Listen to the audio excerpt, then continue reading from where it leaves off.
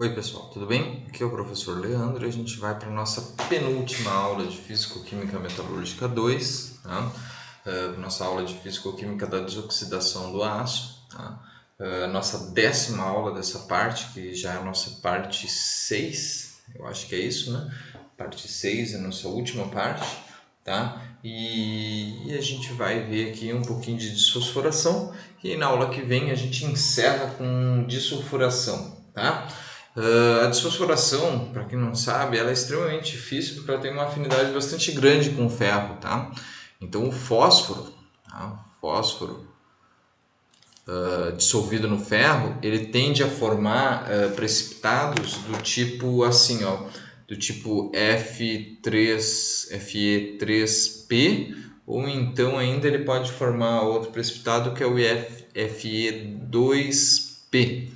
Tá? Então esses são os tipos de precipitado diversos que o fósforo forma no ferro, e ele é extremamente ruim, tá? Ele causa o que a gente chama de fragilidade a frio. Tá? Então é extremamente importante remover o fósforo do ferro. Tá? E para a remoção do fósforo do ferro, a gente vai fazer com que ele seja escorificado. Tá? De que maneira? A gente tem uma reação base onde a gente vai atuar, né? Então a gente tem, vamos tirar esse parênteses daqui, a gente tem 2 fósforos dissolvidos no metal, mais 5 oxigênios também dissolvidos no metal, resultando em P2O3, que vai estar presente na escória. Tá? Então isso aqui vai vir para escória, tá bom? E aí, o que acontece é que a 1600 graus, tá? O ΔG disso aqui é maior que zero, positivo. A não ser que eu reduza a atividade do P2O. Desculpa, eu errei aqui, tá? Não é P2O3, tá? Então aqui é P2O5, tá? Então, se eu reduzir a atividade do P2O5, tá? Bastante, e vocês vão aprender como fazer isso, tá? Aí eu consigo transformar esse ΔG em negativo. Opa, saiu ruim aqui. A ΔG negativo, tá bom? E aí como que eu vou fazer isso, tá? Uma maneira de fazer isso é consumir ele dentro da escória. Então a gente vai fazer uma escória básica e baseada na presença do CaO, tá? Então uma escória que tem bastante potencial de doar oxigênio, né? E bastante rica em CaO. Tá? E aí a gente vai ter como resultado, né, a formação da seguinte reação. Então a gente vai escorificar, tá, no início, e a atividade dele na escória vai subir, mas assim que a atividade dele da escória subir, a gente vai ter 3CaO, tá? Mais o nosso P2O5, e a gente vai ter a formação do nosso Ca3 PO4 2, tá? E esse cara aqui, como vocês podem ver, esse cara é diferente desse aqui. E quando eu formo esse aqui, eu baixo a atividade. Então, quando isso acontece aqui, eu baixo a atividade do P2O5 e eu promovo então a redução do teor de fósforo dentro dissolvido no ferro, tá? Tem mais alguns detalhes que eu tenho que falar para vocês, que eu vou falar um pouquinho, do também da função do FeO, tá? Então aqui vamos escolher uma cor diferente aqui, tá? Então vou pegar um laranja aqui para falar um pouquinho da função do FeO, tá? E aí a gente vai comentar inclusive esse gráfico, mas eu vou começar falando para vocês, tá? Que o alto teor de FeO, tá? O alto teor de FeO, tá? faz com que ele favoreça a formação de um banho oxidado. Então a gente vai fornecer um banho, vai favorecer a formação de um banho oxidado, o que é bom, né? Porque se a gente fornece banho oxidado, a gente facilita o quê? Facilita que ocorra essa reação aqui, que é a reação inicial, porque depois esse produto aqui, ó, é que vai participar dessa reação aqui, tá bom? Então ele é interessante a princípio, né? E ele também, por fazer isso aqui, ele favorece a formação do fosfato, né? Entretanto, tá? Entretanto, o que acontece? O CaO é mais efetivo para fazer esse serviço, para fornecer oxigênio para o banho, prover um banho oxidado. Então, assim, ele tem menor potencial que o CaO. Tá? Então, fazer isso, o ferro, sim, ele promove que essas coisas ocorram, tá? Mas, entretanto, ele também dilui a escória em relação ao CaO. Então, eu acabo tendo uma contribuição menor do CaO, que é fortemente oxidante, né?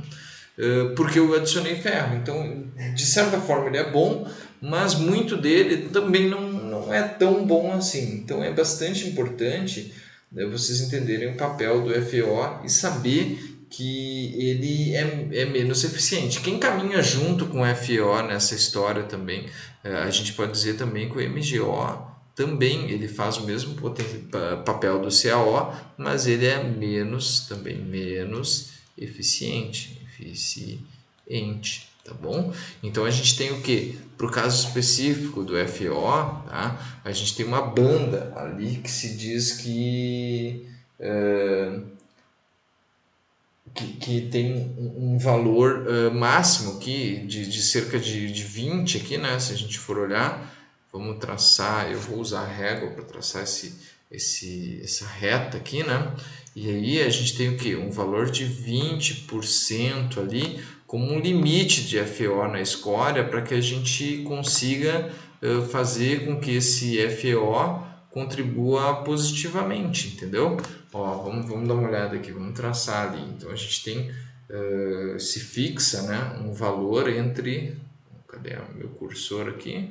Tá? Um valor entre 20 e 16 é o que a literatura tem como valores de referência, aqui até um pouco menos aqui, ó. Tá? A literatura diz que entre 20 e 16 são os valores ótimos para quantidade de FeO na nossa escória, tá? Para promover a desfosforação, tá? Lembrando que esse gráfico ele nos dá o que? O teor de FeO na escória versus essa taxa, que é um percentual de P2O5 na escória, sobre o percentual de P. Esse P aqui é dissolvido, é o que a gente não quer. Então, quanto maior for esse valor, mais a gente está atingindo o que a gente deseja, que é isso aqui. Tá? Então, esse gráfico está só ilustrando isso para vocês, tá bom? E aí, para fechar a nossa aula de hoje, tá? Voltando naquela nossa tradição de fim de curso, que são aulas curtas, né? Se a gente tivesse num semestre normal, se vocês estão assistindo isso num semestre normal, essa parte do curso seria a parte que a gente se dedicaria também a recuperar vocês, né? No caso, como a gente está num semestre correndo EAD, pelo menos na época que eu gravei isso aqui, se você está assistindo depois de 2020, segundo semestre, não é esse o caso, mas a gente utilizaria o restante da aula para recuperação e sedimentação de conteúdos mais básicos, tá?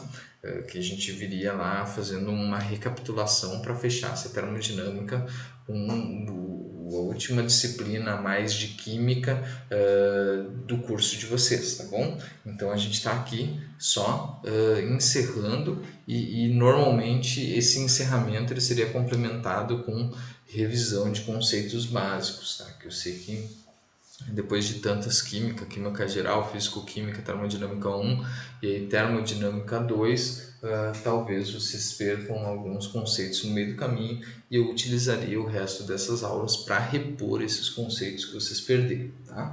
Então, quais são as melhores condições, tá, para a remoção do ferro, tá? Desculpa, para a remoção do fósforo. Então, condições para remoção do fósforo, tá? Então, vamos lá. Grande volume de escória rica em cal, tá? Escória rica em CaO, tá? E alta oxidação do banho metálico, tá? Banho. Tá? Vou botar um match aqui para vocês saberem que é o banho metálico, tá? E baixas temperaturas, tá? Então, se a gente puder trabalhar com mais baixo for a temperatura, melhor para promover a desfosforação, tá bom? Então, essas são as principais condições para a remoção do fósforo na nossa produção do aço, no processo de desfosforação, tá bom? Então, o que eu tinha para falar na aula de hoje era isso, tá? Então, na última aula a gente vai ver dessulfuração, tá? Eu espero que vocês tenham entendido aqui a parte de desfosforação, tá? Se vocês tiverem alguma dúvida remanescente, vocês podem me procurar nos nossos canais de contato, tá? E aí eu queria agradecer de todos a atenção, tá? E desejar a todos um bom fim de disciplina e espero que vocês estejam aptos a fazer os exercícios, tá bom? Então, era isso que eu tinha para dizer e até a próxima. Tchau, tchau.